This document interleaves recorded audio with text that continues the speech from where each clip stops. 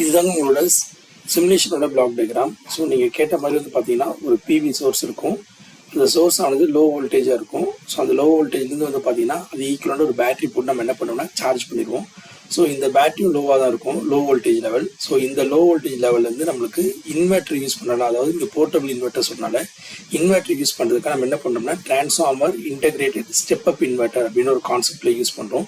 அதாவது இதில் 2 சுவிட்ச் ஒரு டிரான்ஸ்ஃபார்மர் இன்டெகிரேட் பண்ணியிருப்பாங்க.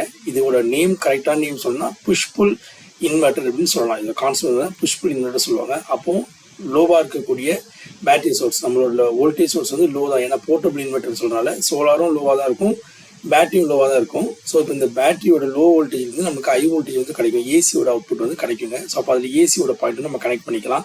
ஸோ அதில் ஏசி லேம்ப் கனெக்ட் பண்ணாலும் கனெக்ட் பண்ண முடியும். அந்த ஏசியை டிசியாக மாற்றுற மாதிரி நீங்கள் ஏதாவது கனெக்ட் பண்ணாலும் கனெக்ட் பண்ண முடியும்.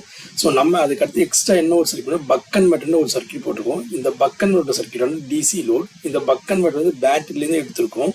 ஸோ பேட்டரியில் எடுக்கும்போது இந்த பக் கன்வெர்ட்டர் வோல்டேஜ் வந்து நமக்கு வந்து கம்மியாக மாறிடும். இதை வந்து நம்ம யூஎஸ்பி பாயிண்ட் நம்ம மாற்றிக்கலாம். ஸோ அதாவது வந்து மொபைல் சார்ஜிங் அப்படின்றதுக்காக நம்ம வந்து ஒரு பக் கன்வெர்ட்டர் போட்டு எடுத்துருக்கோம். இப்படி எடுத்தீங்க அப்படின்னா வந்து ஸோ டிரான்ஸ்ஃபார்மர் கிராஸ் எடுக்காதனால பேட்டரியோட கரண்ட் போகும்போது உங்களுக்கு அந்த இடத்துல வந்து சார்ஜிங் வந்து கொஞ்சம் குயிக்காக நடக்கும். அதனால நம்ம வந்து போட்டிருக்கோம் ஆக்சுவலாக.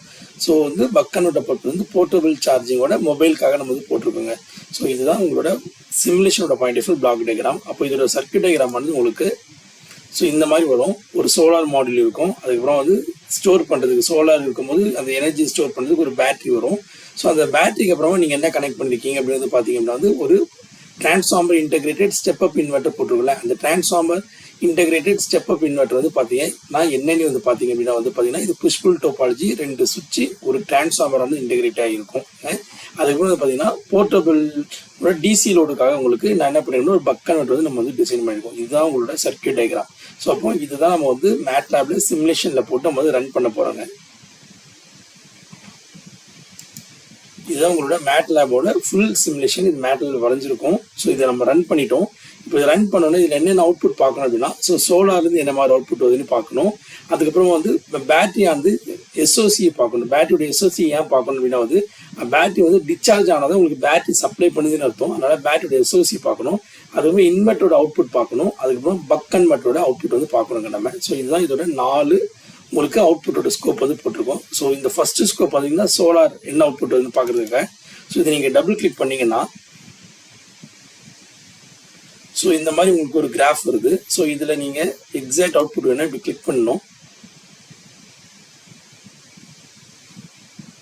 ஸோ உங்களுக்கு சோலாரில் வந்து பார்த்தீங்க அப்படின்னா உங்களுக்கு எவ்வளோ வோல்டேஜ் வந்து பார்த்தீங்க அப்படின்னா solar ingredients, temperature, voltage, current, what வருது. நம்ம இதில் மெயினாக பார்க்க வேண்டியது வோல்டேஜ் பார்க்கணும். ஸோ வோல்டேஜ் வந்து பார்த்தீங்கன்னா உங்களுக்கு 11.83 வரும். ஸோ எக்ஸாக்ட் 12 வோல்ட் வருது.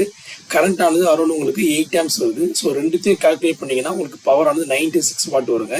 ஸோ இது வந்து சோலாரோட இரிடியேஷன் டெம்பரேச்சர் நம்ம கொடுக்கணும். ஸோ 25 டிகிரி கொடுத்துருக்கோம். இரிடியேஷன் நம்ம 1000 அப்படின்னு கொடுத்துருக்கோம். ஸோ இதை நீங்கள் ஜூம் பண்ணி பார்க்கணும்னா இந்த கிளிக் பண்ணி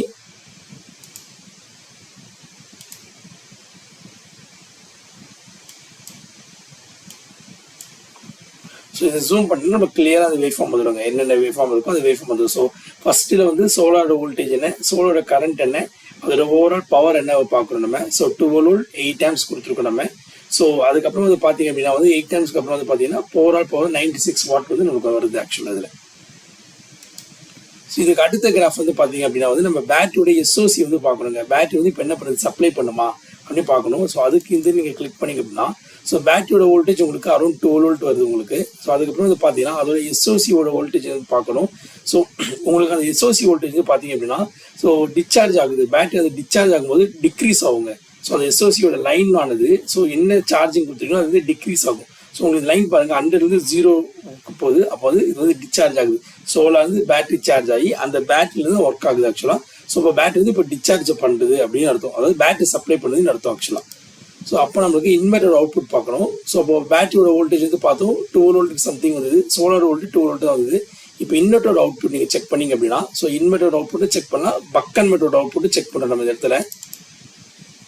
ஸோ அப்போ இன்வெர்ட்டர் வோல்டேஜ் வந்து இப்போ அரௌண்ட் வந்து பார்த்தீங்க அப்படின்னா வந்து உங்களுக்கு 220 வோல்ட் வந்தது. ஸோ கரண்ட் வந்து பார்த்தீங்கன்னா நியரிங் 2 ஆம்ஸ், அதாவது 1.8 சம்திங் ஆம்ஸ் வருது. ஸோ பக் கன்வெர்ட்டர் வோல்ட் வந்து 6 வோல்ட் வருது. கரண்ட் வந்து பார்த்தீங்கன்னா 0.6 வருதுங்க. 0.6 ஆம்ஸ் வருது. அப்போ வந்து 600 மில்லி ஆம்ஸ் வருது. அதாவது எப்படி வருதுன்னா ஏசியோட வோல்டேஜில் 220 வோல்ட் வருது. அதோட கரண்ட் வந்து நியரிங் உங்களுக்கு வந்து பார்த்தீங்கன்னா ஒரு 2 ஆம்ஸ் கிட்ட வருதுங்க. ஸோ பக் கன்வெர்ட்டர் வோல்டேஜ் அதாவது போர்ட்டபிள் லோ டிசி வோல்டேஜ் பார்த்தீங்கன்னா 6 வோல்ட் கொடுத்துருக்கோம். அதுக்கடுத்து வந்து பார்த்தீங்கன்னா 6 வோல்ட் அவுட்புட்டாக வருது. அதுக்கப்புறம் வந்து கரண்ட் வந்து பார்த்தீங்கன்னா உங்களுக்கு 0.6 ஆம்ஸ் அதாவது 600 மில்லி ஆம்ஸ் கரண்ட் வருதுங்க லோ பவர்னால. ஸோ அதுக்கப்புறம் இதில் வந்து பார்த்தீங்கன்னா க்ளோஸ் லூப்புக்காக நம்ம இதில் என்ன பண்ணியிருக்கோம் அப்படின்னா பக் கன்வெர்ட்டருக்கு மட்டும் தாங்க நம்ம க்ளோஸ் லூப் போட்டிருக்கோம். நம்ம இந்த பக் கன்வெர்ட்டருக்கு போட்ட க்ளோஸ் லூப்னா என்ன பண்ணால் பிஏ கண்ட்ரோலர் வச்சு போட்டிருக்கோங்க. இது வேறு எதுவுமே டிசைன் பண்ண முடியல. ஸோ பிஏ கண்ட்ரோலர் வச்சு டிசைன் பண்ணி நம்ம இதில் வந்து போட்டிருக்கோம். ஸோ இந்த பிஏ கண்ட்ரோலர் மாடியூல் பிளாக் வந்து பார்த்தீங்கன்னா இதுதான் இருக்கும். ஜஸ்ட் பிஏ கண்ட்ரோலர் போட்டு பக் கன்வெர்ட்டரில் வரக்கூடிய மாஸ்ஃபெட்டுக்கு நம்ம வந்து ட்ரிகரிங் பல்ஸ் வந்து நம்ம வந்து கொடுத்துருக்கோங்க. ஸோ இதுதான் உங்களோட சிமுலேஷனோட ஓவரால் அவுட்புட் ஆக்சுவலாக.